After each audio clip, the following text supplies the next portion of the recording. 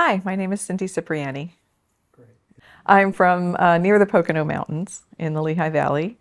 So I went to Penargil High School, which no one ever hears of.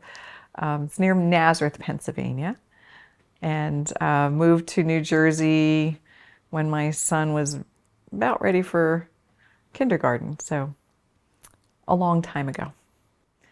I do several things. My husband and I own a remodeling company, so we are in people's homes doing residential remodeling, and I'm the chairperson of the board there. And then I have my own emotional wellness coaching, and I'm a grief counselor. I went to high school with the same kids that I went to kindergarten with. You know, we graduated with just a little over 100 people in the class, so you really got to know everyone there. It was interesting though, because I was in a very small religious organization growing up, and because of that, I wasn't really allowed to associate with anyone outside of school, and didn't celebrate holidays, didn't go to dances, things like that. So it was something that I was grown up to never question. I believed it 100%, and I just felt comfort in that because I thought that I knew the one and only truth, and tried to follow it to the letter, tried to be the good girl. And because of that, I thought I had my whole life planned out, and my life didn't quite go the way I planned. Well, I married my high school sweetheart. He was also in the religion, so he was really my first love. We got married at 18. We did not believe in, relations before marriage. So what do? You get married really young. And, I think we were very mature for our ages. We both worked and we bought a house. We followed the plan. But unfortunately, my husband had a past that he never told me.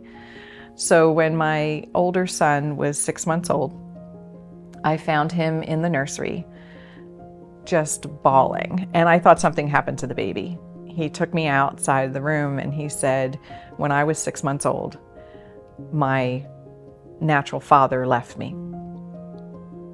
Something happened. He couldn't believe that someone would leave an innocent child. And now that he had his own and he was looking at him in the crib, it really brought up all of these feelings that he had suppressed for many, many years. And he started drinking. Unfortunately, he couldn't get a hold of that. He started to get more, the relationship started to get more and more abusive. Now, no one knew this because we were in this religion. He was an elder in our church. Everyone thought we had the perfect marriage, the perfect family, the perfect home, and I hid it from everyone. It got to a point where I needed to get a restraining order. Our church did find out what was happening. I found out that he was living 2 different lives for all of our married life. When all of this came out in our religion, they shun if they think that you're unrepentant. And so he was removed from the religion, and so was I. So everyone I knew in my entire life, everyone that I was close to, stopped talking to me. So when you find yourself completely alone in a world that you've been taught is an evil place, and all the people that you trusted no longer are there for you, it's a very lonely place. I had no outside resources to figure out how to put my life together. I was a stay-at-home mom, so I didn't have a career. I didn't go to college because we were encouraged not to. I had this, vision in my head and to everyone else, and then when I found out that it was all a lie, I had a total nervous breakdown and tried to end my life twice.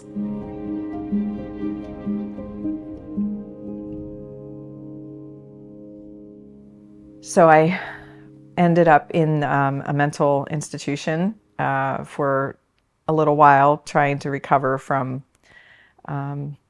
just this total emotional, mental breakdown. And it was during that time that I was put on some medication that didn't affect me very well. My heart stopped. They had to bring me back to life while I was there. And I woke up from that and was just like, really, you've got to be kidding me. You know, why am I here? This is 3 times now that I've been brought back.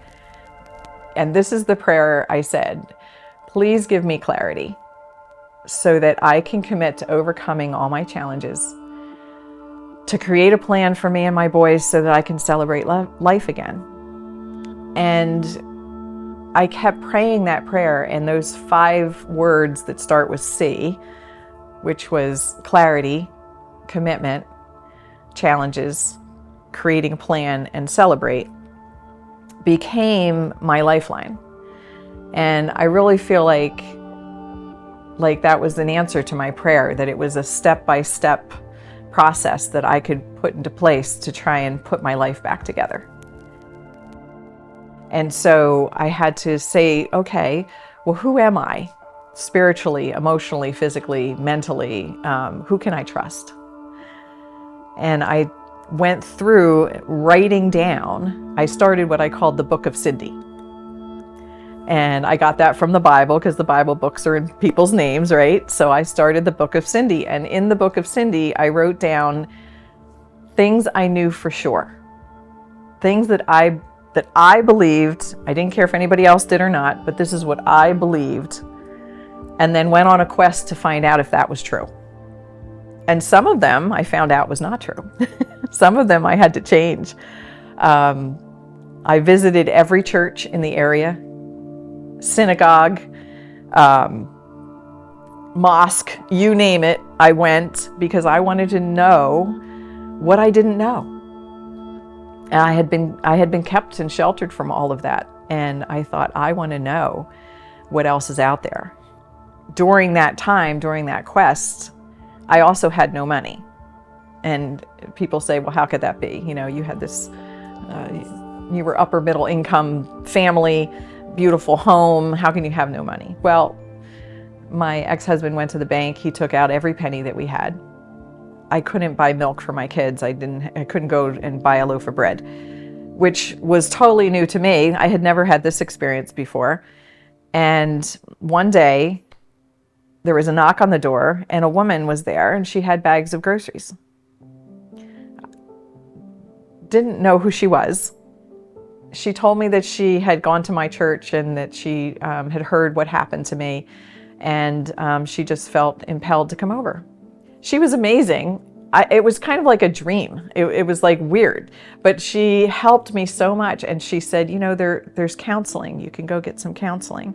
And she told me to call a counseling center down in Glassboro, Robin's Nest. So I called and made an appointment. And even that I had to try and cancel because I didn't have money to pay them the $35 for the fee. And they said to me, no, if it's money, you come anyway, because we have funding. And I later on found out this funding was from the United Way. And that counseling was amazing. I mean, it really saved my kids and I.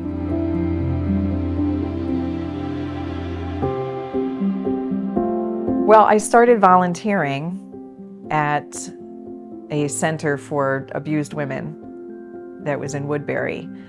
I felt like I had made a promise to God that if I could get my life back together, you know, I would help others. And I was really drawn to helping women in that situation. And so going there and talking to some of the women also helped me.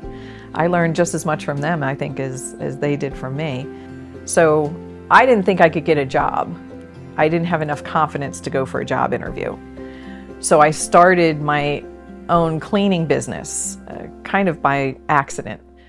I had been in a really bad car accident during this time, and I was in physical therapy.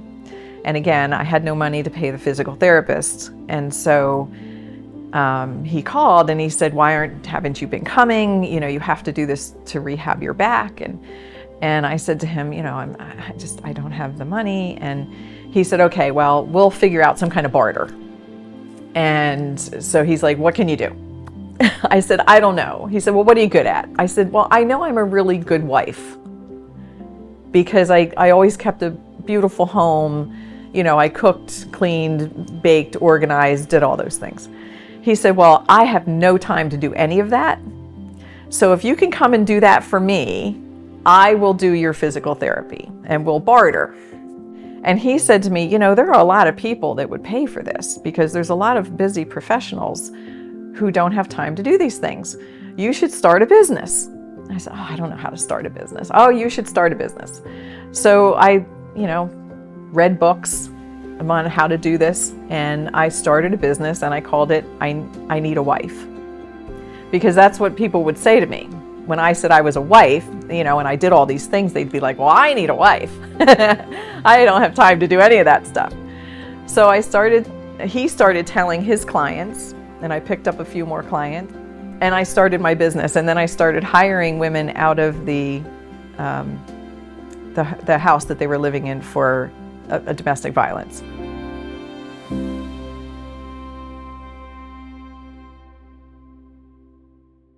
My husband's Jay.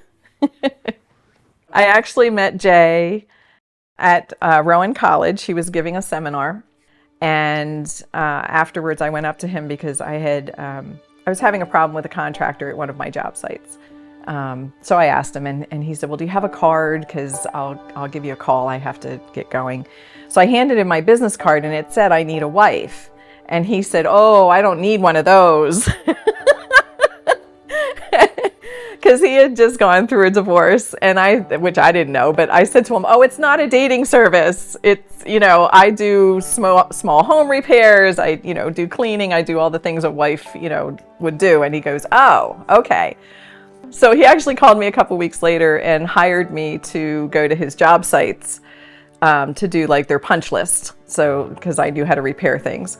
And that's how we met. And we both had sons, and we liked the same things. And, you know, so after about a year, we started dating, and now we've been married 20 years. Congratulations. Thank you.